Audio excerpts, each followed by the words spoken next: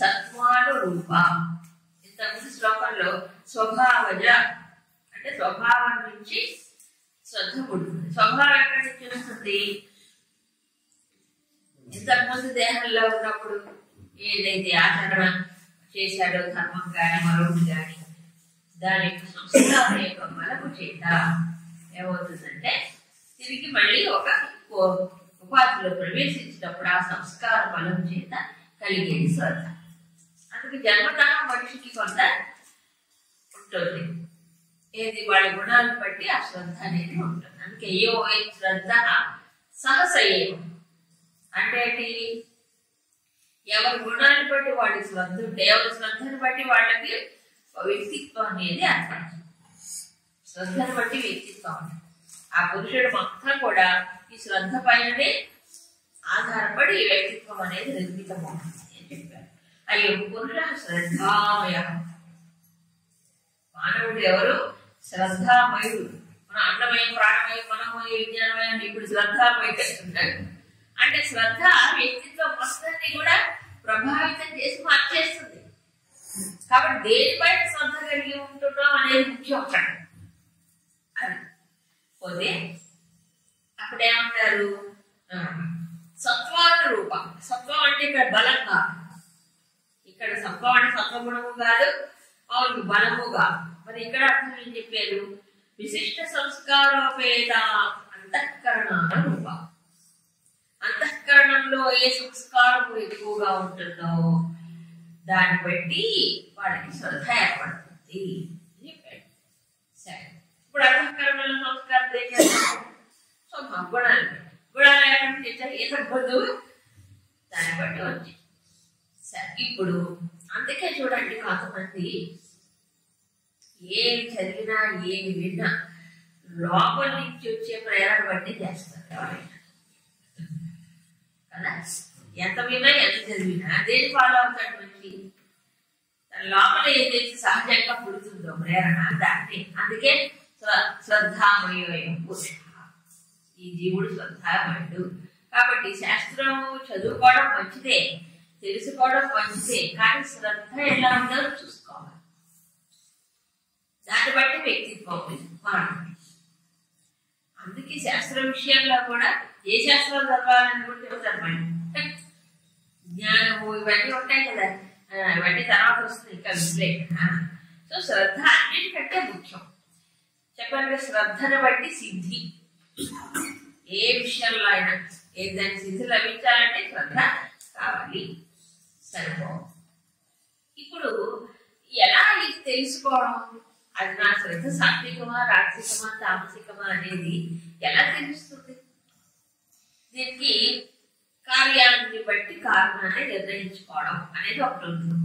అంటే ఒకటి కనిపిస్తుంది, దాన్ని బట్టి ఊహించుకోవాలి. ఇది ఉంది అని చెప్తారు కదా. పొగ కనిపిస్తే అక్కడెక్కడ పొగ వస్తుంది. పొగ చూసి ఏమంటారు మనం?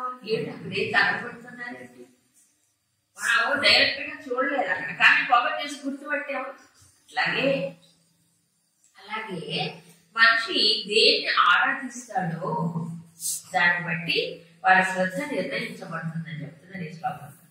కాబట్టి సాత్వికాహ దేవాన్ని యజంతే, సాత్వికులు దేవతలను పూజిస్తే, రజస్సు కలిగిన వాడు యక్ష రాక్షసుల్ని పూజిస్తే, తామస్సు కలిగిన వాళ్ళు ప్రేతాన్, భూతాన్, ఇంకా అలాంటి క్షుద్ర శక్తుల్ని వాటిని పూజిస్తారు. ఇది సూచన అన్నమాట. దీన్ని బట్టి వాళ్ళకి ఏ శ్రద్ధ ఉందో, ఏ గుణం ఉందో తెలుసుకోవచ్చు. కొంత వేగం ఇది ఒక పని. అందుకే భాగవతంలో ఒకటి చెప్పాను,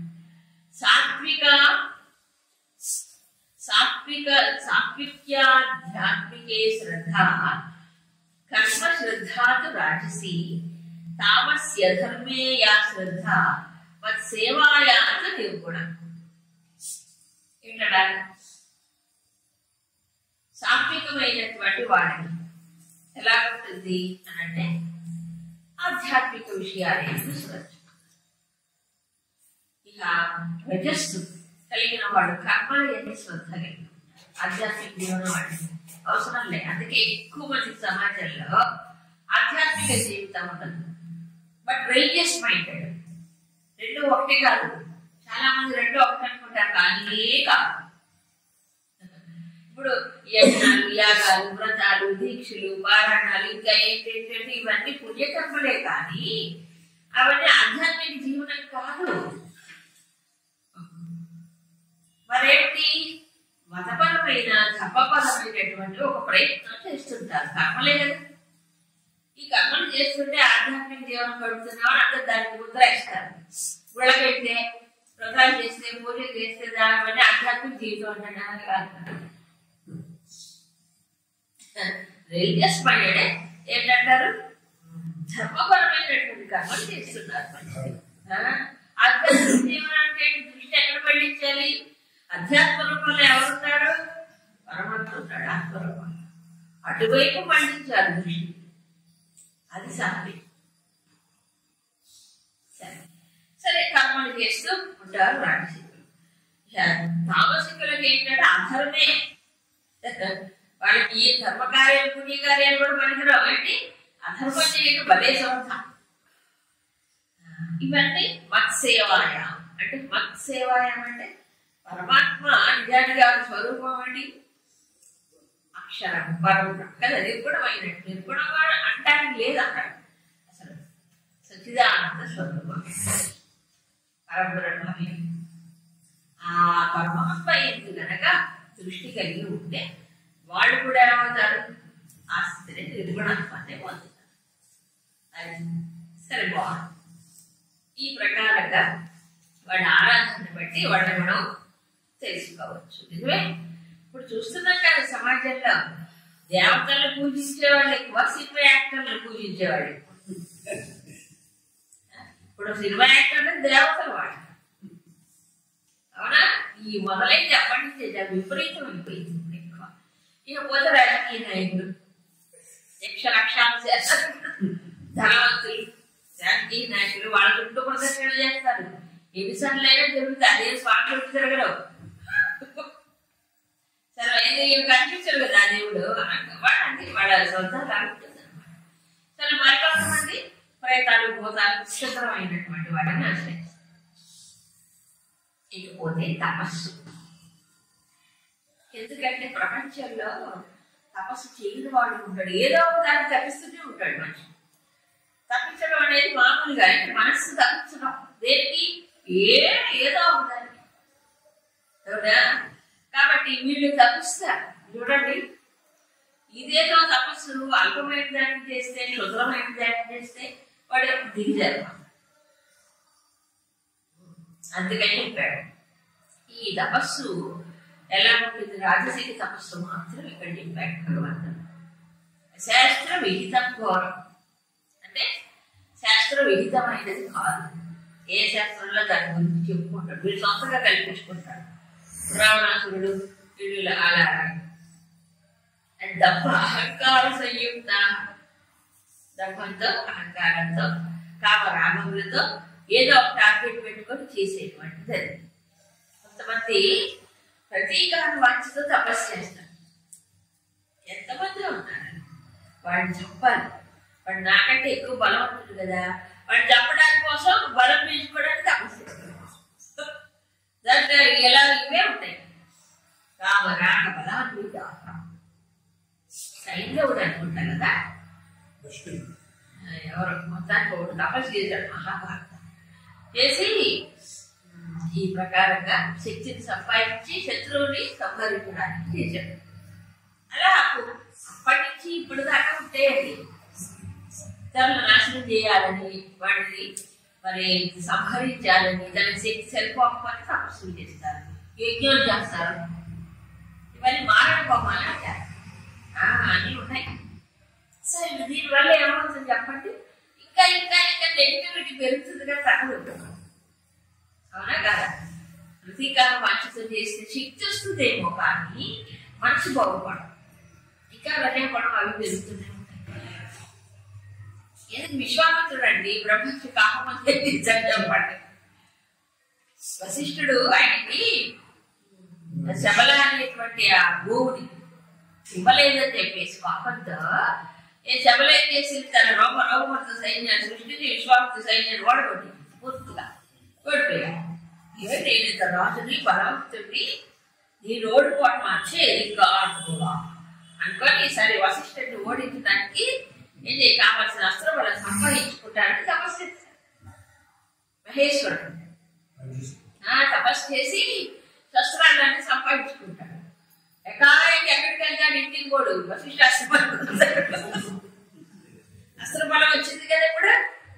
ఒక్కొక్క అస్త్రాన్ని వేస్తుంటాడు, పీడిస్తున్నాడు, బట్టలు వస్తున్నాయి, ఆశ్రమం అంతా తగలబడిపోతుంది. రెండోసారి వశిష్ఠుడు ఏం చేస్తారంటే ఏమి చేయలే, ఆయన బ్రహ్మదండ ఉంటుంది, ఆ బ్రహ్మదండ పట్టుకొని నిలబడతాడు అంతే. ఆయన వేసిన ఒక్కొక్క అస్త్రం ఆ బ్రహ్మదండం లాగేసుకుంటుంది, దాంట్లో లీనమైపోతుంది. ఎన్ని అస్త్రాలు వేసినా అన్ని యూజ్లెస్, నిష్ప్రయోజనం. ఆశ్చర్యపోతాడు విశ్వామిత్రుడు. ఇంతకాలం తపస్సు చేసి నేను అస్త్రాలు సంపాదిస్తే ఒక బ్రహ్మదండంలో లీనమైపోయాయే, ఏమిటంటే శక్తి ఇమాజినేషన్ అందదు. సిగ్గు చచ్చిపోయింది, అవమానంతో సిగ్గుతో ఇదైపోయింది. అట్లే ఉంచుకొని చిదిగ్గారుగా ఈ క్షత్రియమైన శక్తి ఎంతో అల్పమైనది, బ్రహ్మ తేజస్సే గొప్పది అని గుర్తించాడు. ఓన్లీ ఓడిపోయిన బుద్ధి వచ్చింది, ఓడిపోయిన వాడిని బుద్ధి వస్తుందండి. కాబట్టి నేను వాళ్ళు ఇప్పుడు ఆ బ్రహ్మ తేజస్సునే పొందాలి, నేను బ్రహ్మర్షి అవ్వాలనుకుని తప్ప వాటి ప్రతీకారం వస్తుంది చేసి అసలు మనం సంపాదించాడు అది. అది ఆ ఘోరమైన తపస్సులు అట్లా ఎంతమందో ఇప్పుడు కనిపించాలనుకోండి, అగతులు కనిపించేవాడు చరిత్ర చెప్తుంది. కాబట్టి ఆ రకంగా అహంకార సంయుక్త. కొంతమంది ఇంకా ఘోర తపస్సులు అంటే ఏమిట, శరీరస్థ భూతగ్రహం కషయంత అంటే శరీరంలో ఉండే ధాతువులని, తర్వాత ఇంద్రియ సముదాయాన్ని కూడా ఇక్కడ భూతగ్రామం అని చెప్పి ఇంద్రియాలని ధాతువుల్ని కృషింపజేసుకుంటారు. అలా చేసుకొని ఇంకేం చేస్తారు, మరి భగవంతుడు జీవాత్మ రూపంలో ఉన్నాడు కదా లోపల పరమాత్మ. ఆ లోపల ఉండే జీవాత్మను ఏం చేస్తాడు, వాళ్ళు కూడా హింసిస్తాడు. హింసించడం అంటే ఏంటి, అన్నం నీళ్లు పోయకుండా అంతే కదా, తప్పు చేయడం, ఏదేదో పిచ్చి పిచ్చి వాటిని తింటాం, ఏదో వాడు పెట్టుకుంటాడు కదా, శాస్త్రం ఏమంటారు కదా, పెట్టుకుని ఏదో చేస్తాడు. అందుకే మనము పూర్వం కూడా తెలుగులో సామెత ఉంది, మనకి బాగా ఆకలేసింది అనుకోండి, ఏమంటే ఆత్మారాముని శాంతింపు చేయాలంటాం. అనే ఇది ఆత్మారాముని శాంతింపు అంటే అన్నం తింటాం. అవునా, ఎందుకు భగవంతుడు ఎక్కడ ఉన్నాడు, విశ్వాన్ని అగ్ని రూపంలో ఉన్నాడు కదా, ఆయన ఆత్మారాముడు లోపల ఉండేవాడు. కాబట్టి ఆత్మారాముడు శాంతింపు చేయడం అంటే విశ్వాన్ని సమర్పించడం అని అర్థం. ఈ ఘోరమైన తపస్సులు చేసేవాడు అలాగే ఏం చేస్తాను, మాడ పెట్టి చంపి దానికి కావాల్సిన ఆహారం వేయకుండా కదా గాలి పీల్చుకుంటా ఇంకేదో చేసుకుంటా అవన్నీ చేస్తాడు. ఈ ఘోరమైన తపస్సుల వల్ల తను తాను హింసించుకుంటున్నాడు, అవివేకంతో హింసించుకుంటాడు. భగవంతుడికి మనం భక్తి కావాలి, మన హృదయం కావాలి, కానీ మనం వాడితే శరీరం కృషిస్తే ఆయనకి ఇష్టమా, వీడి ఇమాజినేషన్ అంతే. మొండి తపస్సులు అంటారు, మన ఘోరమైన తపస్సు. అందుకని అతి మంచిది పనికిరాదు ఎప్పుడు. కాబట్టి ఏం చేయాలి, తపస్సు అంటే ఏంటంటే అసలు అర్థం తెలియకుండా చేస్తాడు, ఏదో ఊహించి ఏదో కావాలని చేస్తుంటాడు. తపస్సు అంటే ఏంటి, కంట్రోల్ అని వస్తుంది. స్వేచ్ఛగా ఇంద్రియాన్ని మనసుని బుద్ధిని వదలకుండా పిచ్చి పిచ్చిగా ఎటువంటి అది వెళ్ళకూడదు. మనసు కానీ ఇంద్రియాలు కానీ తన వశంలో పెట్టుకోవాలి. కాబట్టి మనసుని ఇంద్రియాన్ని వశంలో పెట్టుకోవడమే నిజమైన తపస్సు, అంతేనా కదా. మరి ఏం చేస్తారు, ఈజీగా కనిపించేది స్థూల శరీరం, దాన్ని హింసిస్తుంటారు. ఘోరంగా ఇప్పటికే ఉంది. ఈ జాతర జరుగుతుంది చూడండి, సుబ్రహ్మణ్య స్వామి జాతర వాటి కొంతమంది కుట్టుకుంటారు, పెద్ద పెద్ద కాళ్ళు తీసుకొని ఇట్లా కొట్టుకుంటారు, నోటితో అదేదో పెట్టి దానికి ఒక బరువు తగ్గించి లాగుతుంటారు. కొంతమంది కోసుకుంటుంటారు, పుచ్చుకుంటారు, 4 పని ఏదో ఒక భయం చూస్తే మనకు వచ్చేస్తారు. భయంకరమైన తపస్సు అవన్నీ. దేవుడికి ఇష్టమైన అట్లా తీసుకుంటే దేవుడు అలాంటి కోరుకుంటాడా, అదే ఘోరం. నియమిత ఆహారం కావాలి. తర్వాత అంటే దాన్ని మాట పెట్టుకోకూడదు, ఏదో పిచ్చి పిచ్చివన్నీ తింటూ చేయకూడదు. వివేకంతో తపస్సు చేయాలి. వివేకంతో చేయాలి అంటే ఇంద్రియములు వశం చేసుకోవాలి. మనసును వశం చేసుకోవడాన్ని తపస్సు అని కాకుండా శరీరాన్ని వికసించుకోవడం తపస్సు ఎట్లా అవుతుంది తెలియదు. అందుకే అశాస్త్ర విహితం ఘోరం అన్నాడు. చూసుకోవాలి, ఎవరికి వాడు వివేకంతో చేయాలి తపస్సు. తర్వాత శ్లోకాలలో ఇక్కడి నుంచి అనాలిసిస్ మొదలైంది, విశ్లేషణ. ఇప్పుడు 3 గుణాలను బట్టి శ్రద్ధ ఉంటుంది అని చెప్పాడు, 3 రకాలుగా.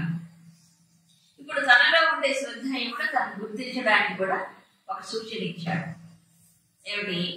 వాళ్ళు చేసే ఆరాధనని బట్టి ఆ తపస్సు ఆ శ్రద్ధ ఆధారపడి ఉంటుంది. ఇప్పుడు తనలో ఏ గుణం ఉందో తెలుసుకున్న తర్వాత ఏం చేయాలి? రాజస తామస గుణాలని వర్జించాలి. అవునా? తన సాత్వికమైన దాన్ని పెంపొందింప చేసుకోవాలి. అంతే కదా పెయింట్ ఆపలేదు. అందుకు గాను వరుసగా ఆహారము, యజ్ఞము, దానము, తపస్సు ఈ 3 గుణాలను బట్టి ఎలా ఉంటాయో చెప్పాడు. ఎందుకు ఇంత విశ్లేషణ చేశాడు భగవంతుడు అంటే ఆహారం విషయంలో సాత్వికంగా ఉండడం ఒకటి, తాను చేసే యజ్ఞంలో సాత్వికంగా ఉంటుంది యజ్ఞము, తర్వాత తపస్సు సాత్వికమైన తపస్సు, దానం సాత్వికమైన ఇవన్నీ సాత్వికంగా ఉంటేనే వ్యక్తిత్వం మారుతుంది. ఏదో ఒకదాన్ని పట్టుకొని అదే సాత్వికమైన విధానం వదిలేస్తే మార్పు. చాలా పెద్ద విశ్లేషణ ఇక్కడి నుంచి మొదలవుతుంది. 18వ అధ్యాయం కూడా కంటిన్యూ. అంటే మొత్తం వ్యక్తిత్వం మారాలంటే అన్ని పక్కల నుంచి మార్చుకుంటూ రావాలి. ఏది? ఒకటి ఆహారం, 2 యజ్ఞం, దానం, తపస్సు, తర్వాత అధ్యాయంలో జ్ఞానం, బుద్ధి కదా, సాత్విక రాజసిక తామసిక బుద్ధులు, సాత్విక రాజసిక తామసిక జ్ఞానాలు అన్ని చెప్పాడు. ఎందుకు చెప్పాడు ఇదంతా విశ్లేషణ? ఏది సాత్వికమో తెలుసుకుంటే దాన్ని పెంచుకోవచ్చు, ఏది రాజసిక తామసిక కర్మలో తెలుసుకుంటే వాటిని వదిలిపెట్టవచ్చు. ఎందుకు విశ్లేషణ? సెల్ఫ్ ఇంప్రూవ్మెంట్, దానిని తాను ఉద్ధరించుకోవడానికే ఇదంతా విశ్లేషణ చేసి చెప్పాడు. సాధనలో భాగమే విభజించి చూపించాడు. ఎందుకంటే ఇగో ఇట్లా ఉంటుంది. ఫర్ ఎగ్జాంపుల్ కర్మ, నేను చేసేది సాత్వికం రాజసిక తాము తెలిసామని శాస్త్రంలో చెప్పాడు కాబట్టి దాన్ని బట్టి నేను సాత్వికమైన కర్మే చేయాలి. అలాగే దానం, నేను చేసే దానం ఎలాంటి దానమో దానం చేయటమే ప్రధానం కాదు, అది సాత్వికమై ఉండాలి. అట్లా సరే, ఇప్పుడు ఒక్కొక్కటి విశ్లేషణ. అందులో మొట్టమొదటిది చాలా ముఖ్యమైనది. ఆహారస్త్వపి సర్వస్య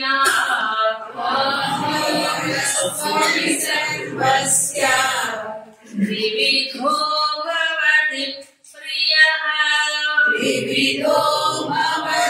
ప్రియః యజ్ఞస్తపస్తథా దానం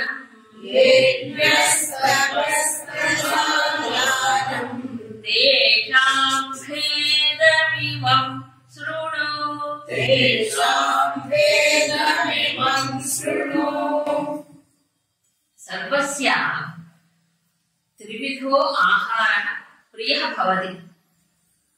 మనుషులందరికీ కూడా 3 రకాలైనటువంటి ఆహారాలు వాడి గుణాన్ని బట్టి ప్రియ భవతి అంటే ప్రియంగా ఉంటుంది, సహజంగా వాళ్ళకి అది ప్రియం అవుతుంది. తథా యజ్ఞ తపః దానము, అదేవిధంగా వాళ్ళకి సహజంగా ఇలా ఈ యజ్ఞాలు చేయాలని, దానం చేయాలని, తపస్సు చేయాలని కూడా ఉంటుంది. ఏమి ఏ రకంగా అంటే వాళ్ళ ప్రవృత్తిని బట్టి, గుణాన్ని బట్టి ఆ రకంగా వాళ్ళు చేస్తూ ఉంటారు.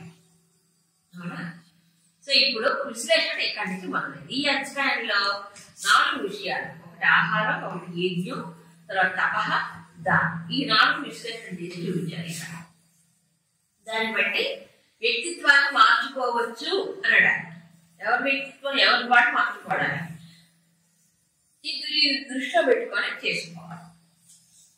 సరే, ఇప్పుడు ఒకటి ఆహారం. ఆహారంలో 3 రకాలు చెప్పాడు. ఇందులో కొన్ని ఏది ఇష్టం ప్రతి అధ్యాయం దీంట్లో కూడా శ్లోకంలో కూడా సాత్విక ప్రియా రాజసస్య ఇష్టా తామస ప్రియం అని చెప్పాడు. అంటే ఏంటి, వాడి ఛాన్స్ వదిలితే చాయిస్ ఇస్తే సహజంగా దేన్ని ఎన్నుకుంటారు, దేన్ని ఇష్టపడతారు, దేన్ని తినడానికి ఇష్టపడతారు, దాన్ని బట్టి గుణం ఉంటుంది. అంటే కంపల్సరీగా తప్పదు ఇది ఇదే తినాలన్నప్పుడు జరిగింది తప్పక తినాలి. కానీ చాయిస్ ఇచ్చాడు అనుకోండి, 3 రకాల పదార్థాలు పెట్టాడు, ఏం తీసుకుంటాడు దాన్ని బట్టి ఆ గుణం ఉంటుంది కదా. ఇష్టం కలుగుతుంది వాడికి సహజం. దేన్ని బట్టి గుణాన్ని బట్టి. ఇప్పుడు తెలుసుకోవచ్చు, ఇది ఇష్టపడితే నాలో రజస్ ఎక్కువ ఉంది, ఇది ఇష్టపడితే నాలో తమస్సు ఎక్కువ ఉంది కదా. దాన్ని బట్టి కొంచెం మార్చుకోవడానికి ప్రయత్నం చేయొచ్చు. అందుకే కదా ఇంత చెప్పాడు. ఏమిటది? 3 శ్లోకాలు వరుసగా చదవాలి. ఆయుస్సత్వబలారోగ్యం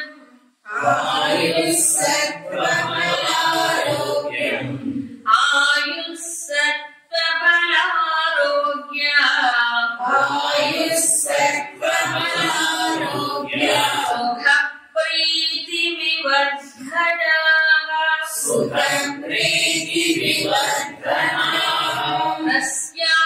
స్నిగ్ధా స్థిరా హృద్యాః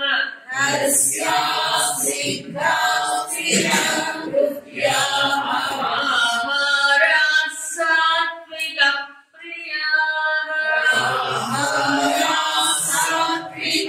ప్రియాః ఖట్వామ్లలవణాత్యుష్ణా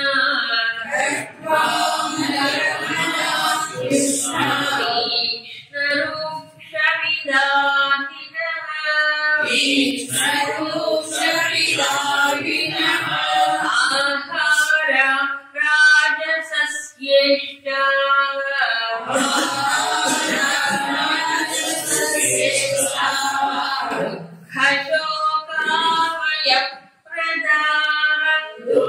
దుఃఖశోకామయ ప్రదాః యాతయామం గతరసం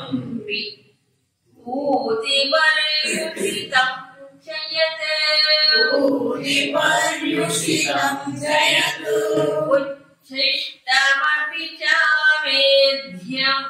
ఉచ్ఛిష్టమపి చావేద్యం భోజనం తామస ప్రియం.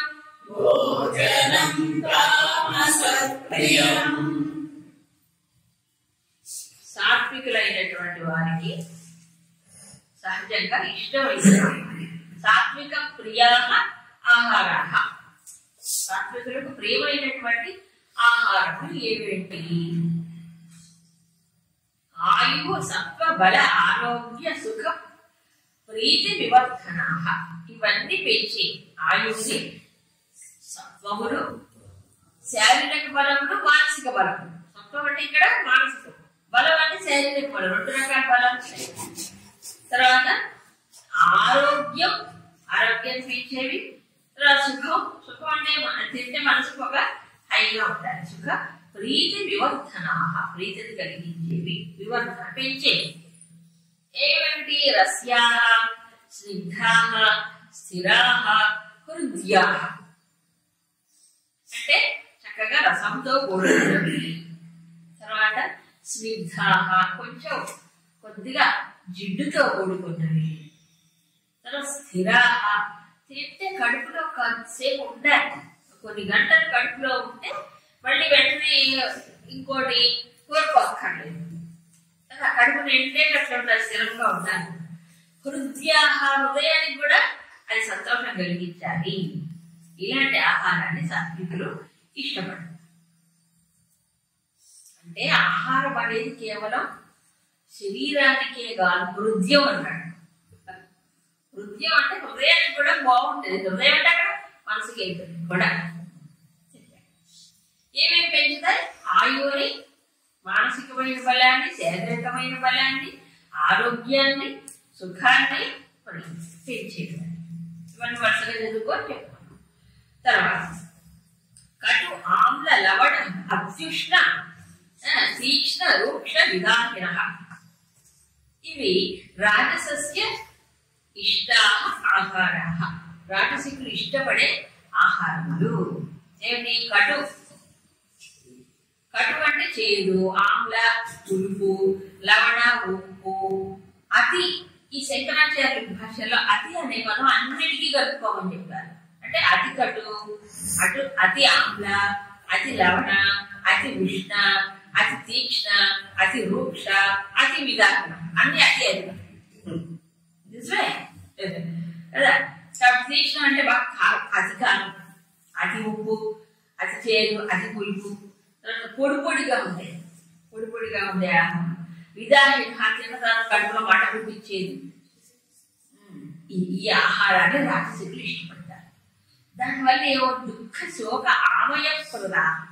ఏం కలిగిస్తాయి ఆహారాలు?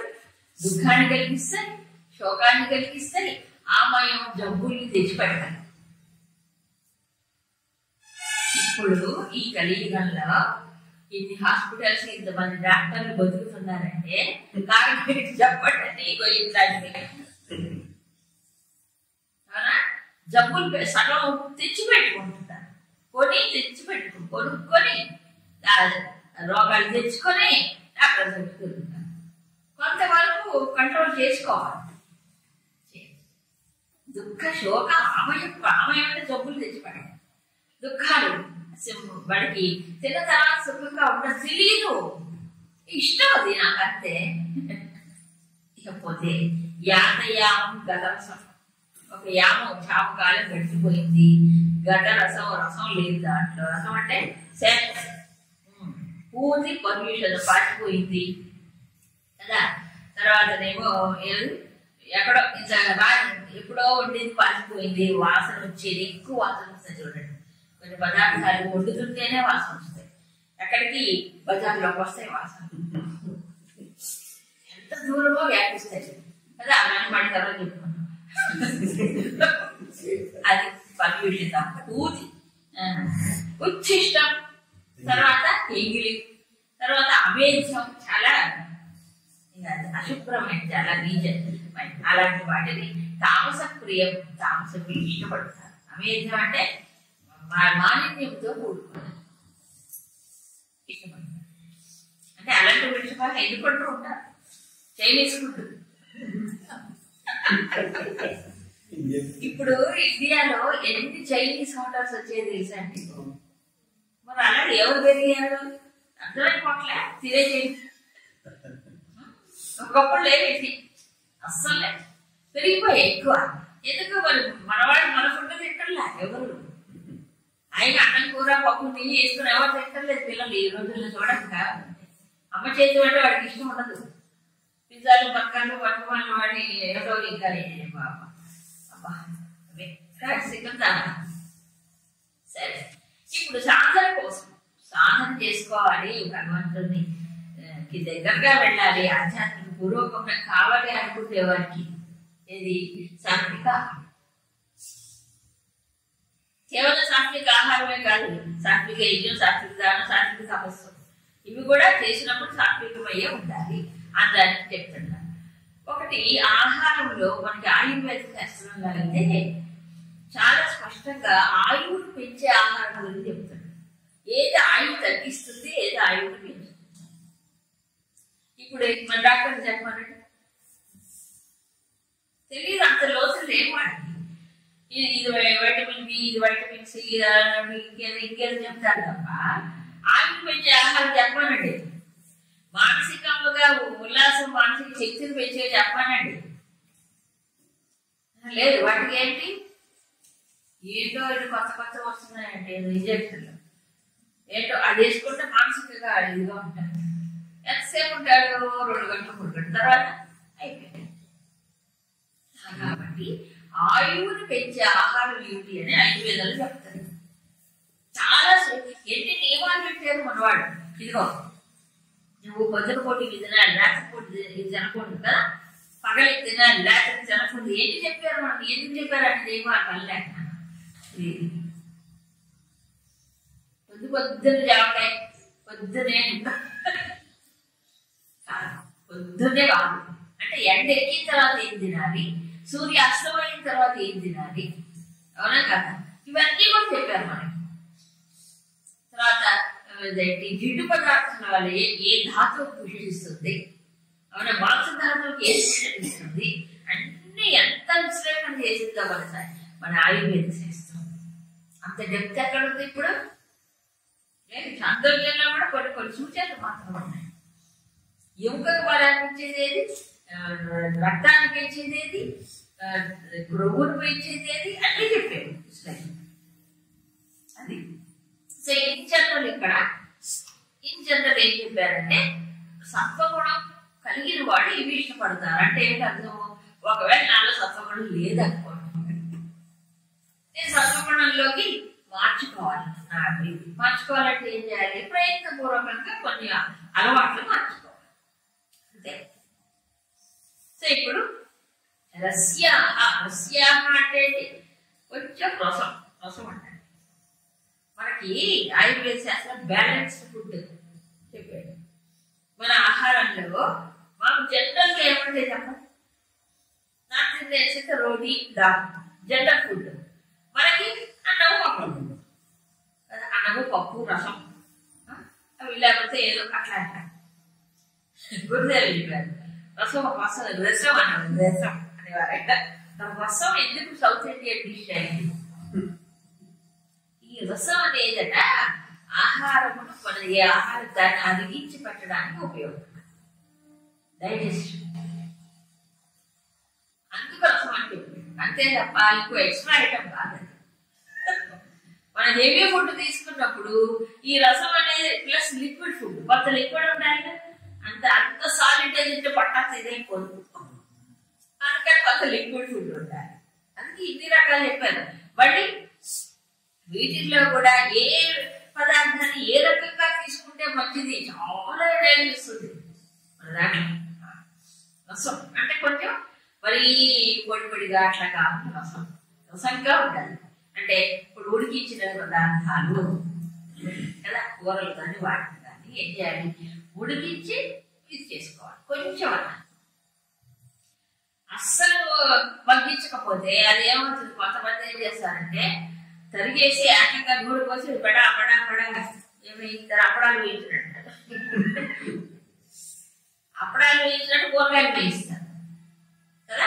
అది ఎర్రగా వేగాలి, పకోడీలా ఉండాలి, వేసి కూర చూడండి. ఇప్పుడు కావాలి ఫ్రై డీప్ ఫ్రై. అది ఇప్పుడు పెళ్లిళ్ళలో చూడండి 2 రకాల ఫ్రైస్ ఉంటాయి కంపల్సరీ, అవునా? మరి దాంట్లో ఏమేస్తారు? కూరల్లో వేరుశనగ పలుకులు, మళ్ళీ కూరల్లో జీడిపప్పులు. అబ్బో ఏం కూరరా దేవుడా, అసలు కూరలు కట్టించే కాదు. ఆయుర్వేద కూరలు ముద్దకూరలు ఉంటాయి, అవునా కాదు? సరే అంటే రసంతో స్నిగ్ధం అంటే కొంచెం జిడ్డు ఉండాలి. జిడ్డు అంటే అది నూనె కావచ్చు, నెయ్యి కావచ్చు, ఏదైనా కావచ్చు. స్నిగ్ధం అంటే కొద్దిగా చల్లగా, అసలు స్నిగ్ధమే లేదు, ఉంటే ఎక్కువ లేక అసలు లేదు, అవునా? స్థిరా తింటే కొంచెం పట్టలో ఒక 3-4 గంటల వరకు ఆలోచించకుండా పట్టలో నిలవాలిగా ఫుడ్ తెలిస్తే కదా మనకి అంతసేపు మళ్ళీ తర్వాత దాన్ని దృష్టి లేకుండా ఉంటుంది. అలాంటి హృదయానికి ఆహ్లాదకరంగా ఉండే ఆహారం కావాలి. అయితే ఇవి కూడా మనకి శాస్త్రంలో కేవలం సాత్విక ఆహారం చెప్పలేదు, మితాహారం కూడా చెప్పాడు. ఆహారం కూడా ఎలా ఉండాలి? మితాహారం తీసుకోవాలి. ఇప్పుడు మితాహారానికి ఏమిటి మితం? ఏది మితాహారం? ఇది సాధన చేసేవాళ్ళకి, శ్రమజీవులకు కాదు, సాధన చేసేవాడికి చెప్పాడు. అంటే శారీరకమైన కష్టం చేసేవాడికి కాదు ఇవన్నీ. వాడు ఇట్లా చేస్తే పడైపోతారు అంటే. కాబట్టి శ్రమజీవులకు వేరు, ఇది వేరు. అందుకని ఇది ఆధ్యాత్మికంగా పురోగమనం సాధించాలి, దైవపరమైన చింతన పెరగాలి అనుకున్నప్పుడు సాత్వికం కావాలి. అలా మితాహారం అంటే ఏం లేదు. శరీరంలో ఆహారం 3 వంతులు మాత్రమే నింపాలి. 1 వంతు ఏం చేయాలి? ఖాళీగా పెట్టాలి. ఎందుకు ఖాళీగా పెట్టాలి? ఎందుకంటే అది అరగటానికి కొంచెం దాని స్పేస్ కాదు కదా, జరగటానికి అరగటానికి. ఇప్పుడు మీరు ఎగ్జాంపుల్ గ్రైండర్ లో రుబ్బాగా పెరిగింది, ఎంత వేస్తారు? పప్పు వేస్తారా? కొంచెం వెళ్తేయరా? ఎందుకు వేస్తారు? వెళ్తే తిరగటానికి ప్లేస్ ఉండదు. తిరగటానికి ప్లేస్ ఉండాలి, అక్కడ తిరిగితే కాదు జరిగేది. అట్లాగే లోపల మనకు గ్రైండింగ్ మిషన్ ఉంది, అరగటానికి ఉంది. కాబట్టి అరగాలంటే ఏం చేయాలి? కొత్త దాన్ని ఖాళీ పెట్టాలి. అందుకని పీకల దాకా తినకూడదు, అందుకొంత ఉండాలి. ఎందుకంటే ఆ ప్రకారంగా తింటే కొంచెం మితంగా కంట్రోల్గా ఉంటే అప్పుడు ఏమవుతుంది? యోగ సాధన చేసేవాడికి అటు యోగంలో శారీరకంగా చేసే యోగాలు అలా చేసేవాడికి ఆహారం కూడా కొంత మితంగా ఇది తీసుకోవాలి అన్నాడు. ఆ మితాహారాన్ని పాటించకుండా యోగం చేస్తేనట అది సాధన ఉపయోగపడక రోగాలు వస్తాయి.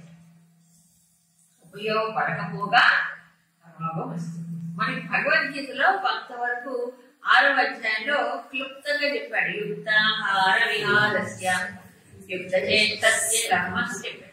ఆహార విహారంలో యుక్తత్వం. ఈ సాత్వికమైన ఆహారానికి ఏమిటి ప్రయోజనం? మనకు ఉపనిషత్తుల్లో కూడా చెప్పారు ఈ విషయాన్ని. సాత్విక ఆహార శుద్ధో సత్వశుద్ధిని అంటే ఆహారం కనుక ఇలా శుద్ధమైన ఆహారం వల్ల సత్వశుద్ధి. సత్వశుద్ధి అంటే అంతఃకరణము, దాని యొక్క ప్రభావం ఉంటుంది కదా. ఎలా చెప్పగలరు? అన్నమయంకి మనః శాంతజ్ఞలో అంటే మనస్సు అన్నమయంతో డైరెక్ట్ లింక్ మనస్సు. కాబట్టి దానికి ఏం చెప్పారు? యాదృక భక్షమన్నం భక్షయేదన్నము బుద్ధిర్భవతి తాదృశి. అంటే ఎలాంటి అన్నం తీసుకుంటామో దాన్ని బట్టి బుద్ధి కూడా కొంతవరకు ప్రభావితం అవుతుంది. అందుకు చెప్పాను కొంచెం జాగ్రత్తగా ఉండాలి అది కూడా. కాబట్టి ఆహారం యొక్క ప్రభావం మనసు పైన ఉంటుంది కాబట్టి ఆ ఆహారం మితంగా తీసుకోవడం అది సాత్వికమై శుద్ధమై ఉండాలి. ఎప్పుడైతే ఇది బుద్ధి శుద్ధం అవుతుందో స్మృతి అంటే ఏంటి? జ్ఞాపకం పెరుగుతుంది. చాలా మందికి డిఫెక్ట్ ఏంటంటే ఏది జ్ఞాపకం ఇప్పుడు చెప్పి తిరుగు మర్చిపోతుంది. పైగా మా జన్మకు బలపడ్డాడు. నేను తప్ప ఏంటి? నేను మర్చిపోతున్నా తప్ప, నువ్వు మర్చిపోతుంది తప్ప, నేను కూడా తప్ప. అన్నీ మర్చిపోతే ఎట్లా? అసలు మైండ్లో ఏమీ ఉంచుకోకుండా కదా. స్మృతి పెరగాలంటే బుద్ధి సత్వం అయ్యాలి. బుద్ధి సత్వం అవ్వాలంటే ఆహారం కూడా సత్వం అవ్వాలి. ఎందుకు స్మృతి పెరగాలి? స్మృతి లాభే సర్వగ్రంథినా విమోక్ష. అంతదాకా పోయి చెప్పేది ఉపనిషత్తులు. స్మృతి ఉంటే స్మృతి ఒక శక్తి అండి. స్మృతి జ్ఞాన అపోహణ చెప్పాడా? స్మృతి అంటే జ్ఞాపకం, స్మరణ శక్తి. మనం ఎన్ని వింటాం, ఎన్ని చదువుతాం, ఎన్ని జ్ఞాపకం ఉంటుంది మనకు సాధనలో ఉపయోగపడాలంటే జ్ఞాపకం ఉండాలా? అక్కర్లేదు. ఎప్పటికప్పుడు పొరపాటు ఏం జరిగింది ఏం విన్నా అని కాదు క్లీన్ అయిపోతే వెళ్ళాం. మనకు ఆ సమయాన్ని గుర్తు రావాలా? అక్కర్లేదా? మన మనసు కానీ బుద్ధి కానీ పక్కన వాళ్ళ పడకుండా ఆవేశాలు కలిగినప్పుడు లేక ఏదో ఇవన్నీ మానసికమైనవన్నీ అలజడులకి కంట్రోల్ చేసుకోవాలంటే మనం చదివిన శాస్త్రం కానీ మనం విన్నది కానీ మనకు గుర్తుండాలి కదా. అవునా? గుర్తు లేకపోతే ఎక్కడ ఎవరి పనికి వస్తున్నప్పుడు కాబట్టి ఆ స్మృతి ఏముండాలి? అక్లిష్ట స్మృతి ఉండాలి. భగవంతుని విషయం శాస్త్ర విషయం మాటిమాటికి జ్ఞాపకం కావాలి. ప్రాపంచికమైనటువంటి అల్పమైనవన్నీ మర్చిపోగలం చెప్పాడుగా ఇంతకుముందు. అందుకని ఈ స్మృతి కలగాలంటే బుద్ధి ఏమవ్వాలి? సత్వం అవ్వాలి. అది చెప్పాడు.